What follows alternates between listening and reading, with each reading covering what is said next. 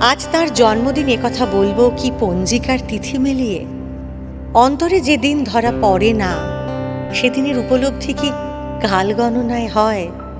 আমাদের জীবনে তার জন্মদিন দৈবাত আসে, কিন্তু ক্রুশে বিদ্ধ তার মৃত্যু, সে তো আসে দিনের পর দিন।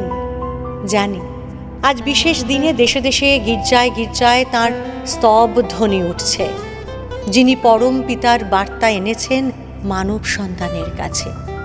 আর সেই গির্জার বাইরে রক্তাক্ত হয়ে উঠছে পৃথিবী ভ্রাতৃহত্যায়। আজ পরিতাপ করার দিন।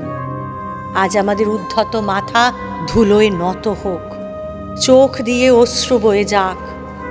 বড়দিন নিজেকে পরীক্ষা করবার দিন, বড়দিন নিজেকে নম্র করবার দিন।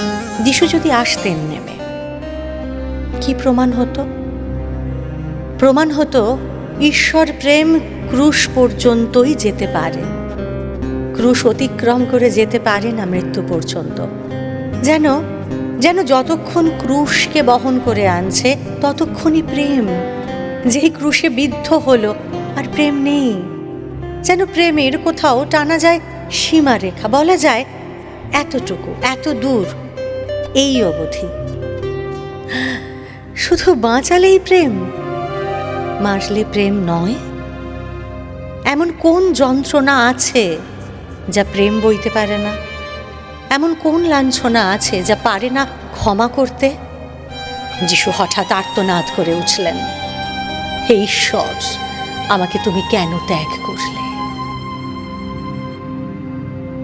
এ কান্না তো আমাদেরও কান্না, এ নালিশ তো আমাদের নালিশ। যিশু যদি যন্ত্রণার মধ্যে প্রসন্ন হাসি মুখে বিদায় নিতেন নীরবে, আমাদের মনে হতো তিনি বুঝি আমাদের নন। ঈশ্বর হয়ে তিনিও ছেড়ে গিয়েছেন আমাদের। তিনি আর্তনাদ না করলে আমাদের কান্নায় তার কাঁদা হতো না, আমাদের রক্তে ঝরতো না তার বুকের রক্ত। মানুষ ঈশ্বরকে হত্যা করল, মানুষকে বাঁচিয়ে দিলেন ঈশ্বর। মানুষ ঈশ্বরকে দিল নশ্বরতা, আর ঈশ্বর মানুষকে দিলেন অমরত্ব।